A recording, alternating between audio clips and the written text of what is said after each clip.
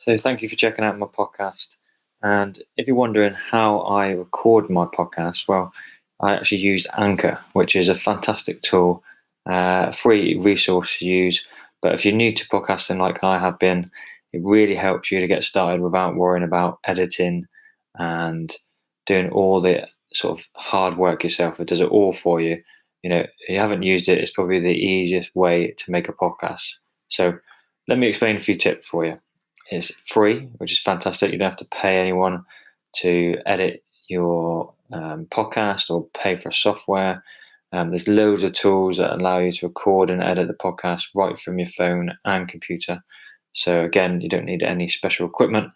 So if you're looking to start a podcast and you're sort of on a budget, it's a perfect way of starting.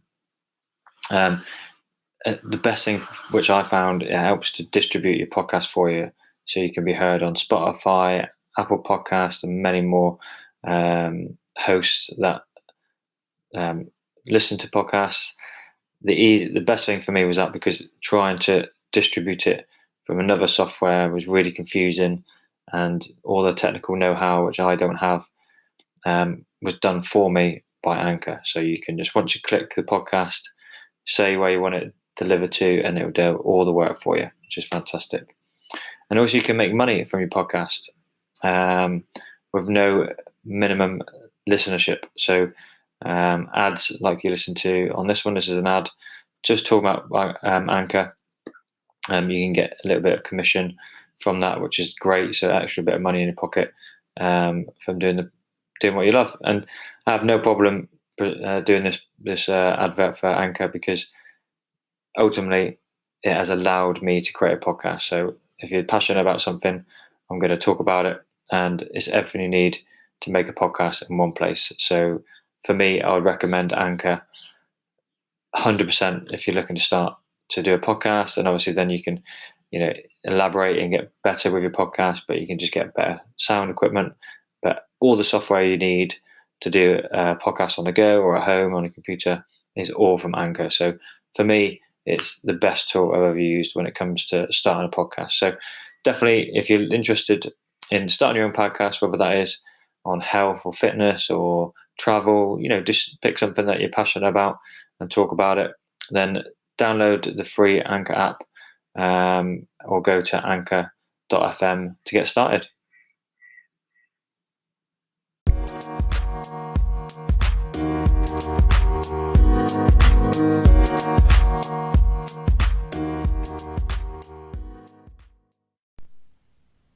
Hello and welcome to the Plant-Based Revolution podcast with your host, myself, Neil Damrell from My Lifestyle Coach. So today's episode is just going to be a brief episode, because I did record this episode a few days ago, and we're just talking about why calories are just like money. And unfortunately, the episode, for some unknown reason, wasn't recorded or it wasn't saved. So this is just a big apology, in terms of, will be part one of this episode, and then part two I will record over the weekend and get out again over the weekend. So a double billing this week when it comes to the podcast. So for all my listeners listening out there, I do apologise. This is something that I didn't really plan for. So what we're going to look at in terms of the podcast today, like I said, it's just going to be a brief podcast, just looking at why calories are just like money. And I'm going to go into that in more detail in part two of the podcast, which you can check out over the weekend, just because I want to give it a bit more time, rather than feeling like I'm rushing a podcast for you guys just to get out, because I want to make sure that you're getting your podcast every week on a Wednesday. And I really appreciate you tuning in every week, listening and increasing the listening followers, the listening figures every month. It's growing month to month, so I really appreciate your support. So I want to be accountable to you and don't want to let you down as a listener. So I really appreciate you spending your precious time listening to me, whether that's on your way to work, in your car, or at home relaxing. So on to part one of the podcast. Like I said, it's more about a brief intro, and then we'll go into more detail about what the podcast is going to be about in part two of the podcast. But just to give you a brief overview of what I discussed when I pre-recorded it before, we're just talking about why calories is just like money. And when I talk about calorie counting, as I've done before in a previous episode, I kind of relate this to spending, because we all want to generally have more money, and generally we all want to have lower body fat levels and lose body weight. So if you look at both elements, when it comes to increasing your wealth or saving more money, you need to know where your money's going. And in today's society, we're spending more on contactless, we're spending less cash. So research has shown when we're spending more contactless, we're more unconsciously spending. When you've got your hand in the hard-earned cash over, so you had £10 in your hand and you're passing that over to your purchase, that has a bigger feeling of disconnection in terms of, right, I've actually given over some money. Whether when you scan your contact, you're unconsciously spending, you're not fully aware of how much money you're spending. So you could still spend that £10, but you might not feel such an attachment to handing over, to that money as you would do if you were handing it over. So it's kind of the same when it comes to the food you're consuming. If someone put in front of you a plate and it had the calories on it and it was like 600 calories, or a lot more restaurants now are putting their calories on their menus, such as Wetherspoons, that's going to make you think a bit more logically about your choice when it comes to the food you're going to choose, especially when you're eating out, compared to, if there was no calories on there, you'd say, I'm just going to go and enjoy that. And if you're not too aware of calories in food, you'll probably be quite surprised by the calories that are maybe in a meal, if you looked at the calorie count afterwards, for example. So it's kind of being more consciously aware when it comes to your calories, as you would do when it comes to your spending habits. And if you are looking to lose weight, if you are looking to save some money, then I always say to people that you need to know where every penny is going. You need to account for every calorie that you're consuming, not too much every calorie that you're expending, because that will be different depending on your lifestyle, how much exercise you do during the day, whether your job is more sedentary or more active in its daily occurrence. But the things that you can control is what you put on your plate and what you put in your mouth every day. And the same thing is in terms of what you spend. We do have a certain amount of expenditures that we have to expend out each month, but those added extras in terms of what you choose to spend on socially, enjoying yourself, or advertise to buy all this latest new fad products. But all these products are luxuries, they're not essentials. So you have a choice when it comes to all of those, and it comes down to the choice that you have when you put that food on your plate and you choose to eat it. So when it comes to being more aware, I think you need to just be really, really honest with yourself. One of the biggest lessons I've had in terms of managing my money was having a survival budget. When I had my own business, or when I started my own business, is making sure that you can see where all your money is going, and you can see where all your money is coming in. And if that's working out to be a negative at the end of the month, you need to make some changes. You'd be able to see where you can maybe save some pennies, or where you can spend less in terms of certain areas of the business or in certain areas of your life. And I think you need to do that, certainly when it comes to the calories you consume. And so, we probably are quite good, most people are quite good at eating pretty well throughout the week, but I'll tell you, 9 times out of 10, most people will probably out doing all their hard work at the weekend, because they're letting their hair down, they're going out for a roast dinner, they're going for a couple of beers, and before they know it, they've probably easily consumed those extra calories they've saved during the week in a course of 1 or 2 days, just probably sometimes in alcohol.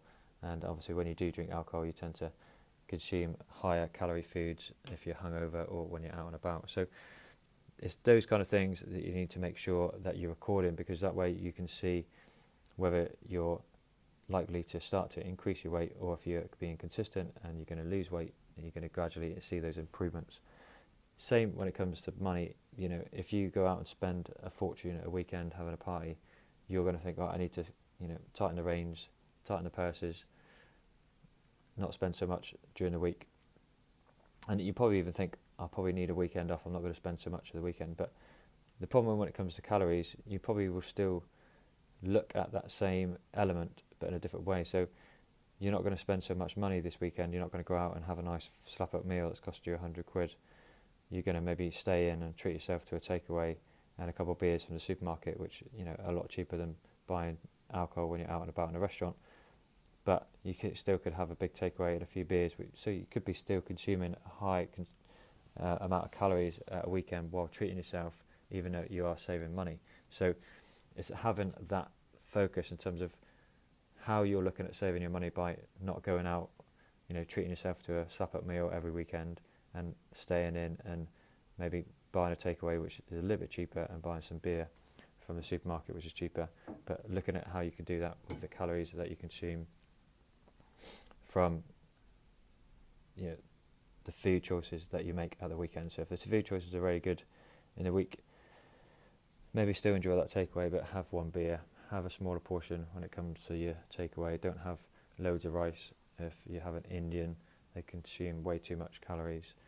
So try and share maybe some rice, share a poppadom, share naan bread. So you're just consuming a little bit less calories on your plate. You don't have to consume and eat so you're so full that you feel ill.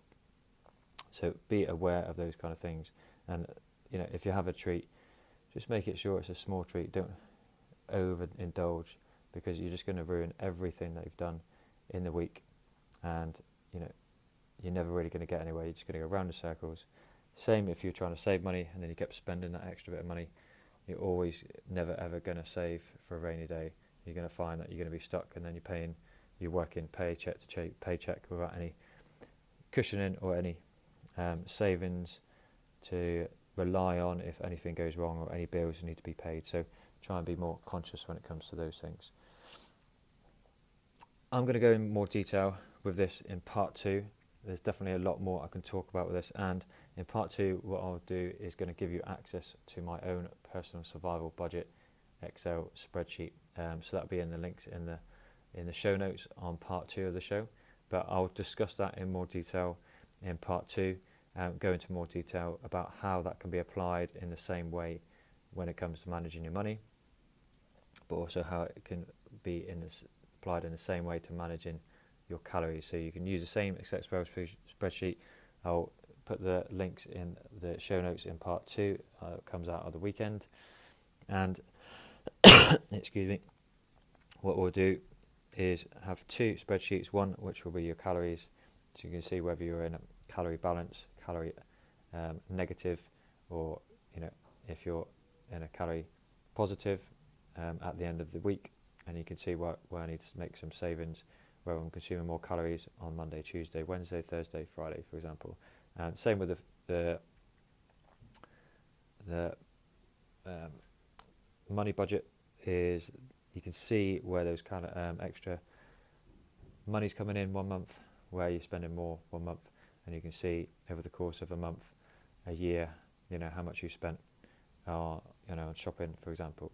I write down every penny, so I can tell you how much I've spent per week, per month, per day on my food shopping, and I know when I'm having busier months, if I'm working away, spending more, where can I make some savings and maybe just cut down and be a bit more conscious about my spend, and maybe prepare more food so I'm saving money, so I'm not always left short buying sandwiches out on the go if I'm out on the road. So all these things will be in part 2. We'll discuss them in more detail. We'll take you through a step-by-step guide to my personal survival budget, and also the personal survival calorie budget that we'll talk you through as well, because that's going to be a really good help for you, help you be more conscious of it, and will really give you the results that you'll be looking for. And you can see and almost plan ahead months and years down the line in terms of where this trend is going to take you. So you can see if you carry on overspending, you're likely to end up in some form of debt, and if you're obviously going to continue to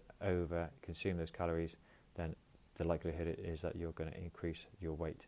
So, and if you want to lose weight, or if you want to save money, you can maybe see those trends that you're slowly saving, putting money aside, and making allowances, and actually getting somewhere, and achieving your goals that you want to achieve when it comes to maybe saving money and losing weight. So again, apologies about the short podcast, part 1, but hopefully that's been a good taster for you for the part 2 that will come out of the weekend. And thank you very much again for listening for the Plant-Based Revolution podcast, and we'll see you soon.